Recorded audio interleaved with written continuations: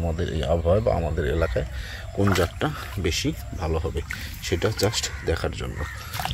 এই যে গাছগুলো এখন পর্যন্ত সুস্থ সবল আছে এবং ভালো আছে, ধীরে ধীরে তারা বেড়ে উঠতেছে এবং এখানে এই যে পানি দেওয়ার কাজ চলতেছে। আসসালামু আলাইকুম। এটা যেটা দেখাচ্ছি সেটা হচ্ছে আমার যে উপরে যে এই যে ধুন্দল এবং নিচে যে আমি টমেটো চাষ করেছিলাম গতবারে এই 3টা বেডে, তার একটা আপডেট আপনাদের মাঝে শেয়ার করতেছি। তো এবারও আমি ঠিক এই একই মালচিং ফিল্ম এবং এই প্যাটার্নের মাচাটা ব্যবহার করে এবারও টমেটো লাগাই দিছি। তো এবারে গতবারে আমি এখানে বাড়ি 8 জাতের টমেটো চাষ করছি।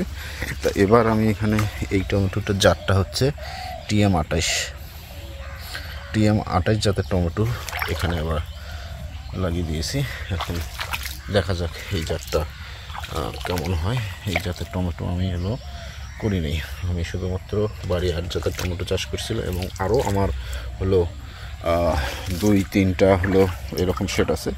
সেখানে একখানে আমি রতন জাতের টমেটো, আর একখানে মঙ্গল রাজা, আর একখানে হচ্ছে রেড জুয়েল টমেটো লাগিয়ে দিছি। তা এবারে এই 2টা বেডে আপনার হচ্ছে TM28 জাতের টমেটো যেটা সেটা লাগিয়ে দিয়েছি, যে আসলে আমাদের এই আবহাওয়ায় বা আমাদের এলাকায় কোন জাতটা বেশি ভালো হবে সেটা জাস্ট দেখার জন্য।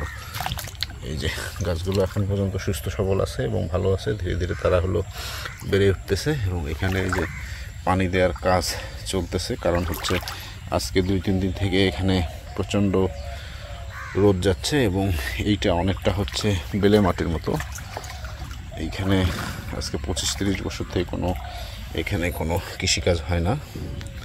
তো সেই সমস্ত জায়গায় হচ্ছে টমেটো চাষ করা হচ্ছে, কাজেই পানির পরিমাণটা একটু বেশি দেওয়া লাগতেছে।